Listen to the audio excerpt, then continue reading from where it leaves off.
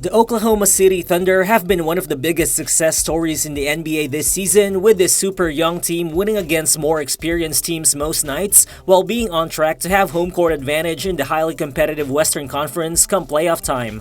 But one of their only issues entering the postseason is that this team doesn't really have a lot of collective playoff experience, as no other player outside of Shai Gilgeous-Alexander and Lu Dort have experienced postseason play in their careers. Well, we can't really tell if that's a good thing or a bad thing, but either way, the Thunder are changing that scenario by acquiring veteran forward and former All-Star Gordon Hayward from the Charlotte Hornets in a trade that will see the Thunder shipping out third-year guard Tre Mann, as well as veteran sharpshooting forward Davis Bertans. Well, with the Charlotte Hornets having new ownership in place, they've already traded away guard Terry Rozier a couple weeks ago while preparing to completely retool the team's roster around LaMelo Ball this summer. And with that idea, Tre Mann in particular would be a great addition to what the Hornets are planning to build for the future. But as a Thunder fan, looking at things specifically from the perspective of the OKC Thunder, well, I think they're getting a really good low-risk, high-reward addition here in Gordon Hayward, even if he doesn't necessarily fix OKC's size and rebounding issue. The 6'7" veteran forward who turns 34 years old in March is currently on an expiring deal and is still averaging a well-rounded 14.5 points, nearly 5 rebounds, and nearly 5 assists per game for Charlotte this season.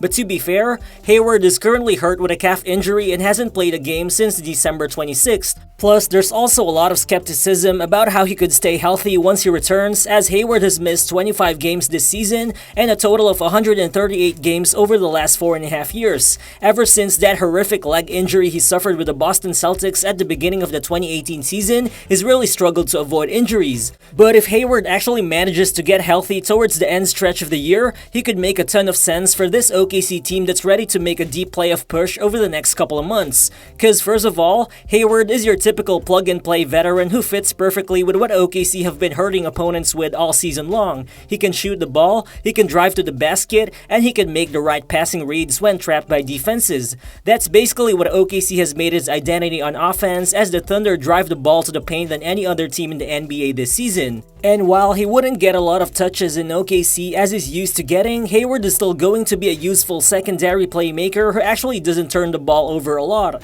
This season, he's actually been averaging 4.6 assists per game, which is the highest assist mark he's put up in a decade.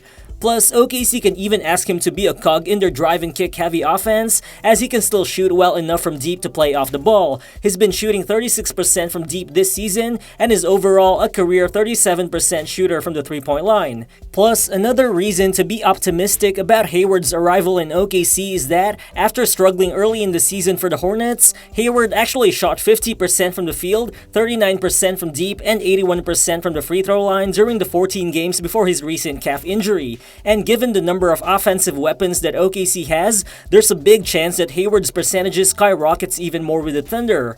But then also, on the other end of the floor, although Hayward isn't really a great defender due to his athletic limitations, he's still a smart defender who knows how to use his size and is typically able to put himself in the right places while functioning in a strong defensive infrastructure, which OKC actually already has in place.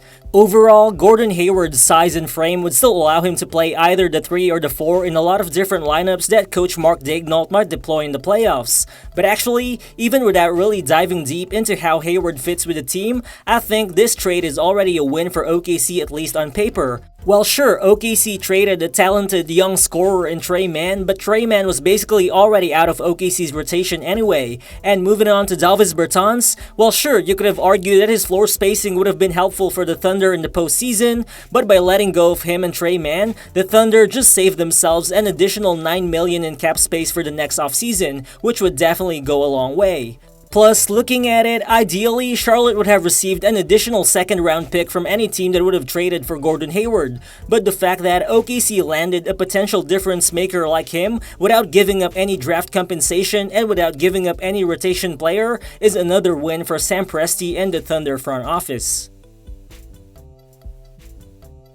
But what do you guys think about this trade by OKC? Do you actually think that Gordon Hayward could actually move the needle for OKC in the postseason? Feel free to drop your thoughts in the comment section below, and again, if you're new to the channel, please consider subscribing as well. Again, this has been Real Balls, and I'll see you on the next one. Peace.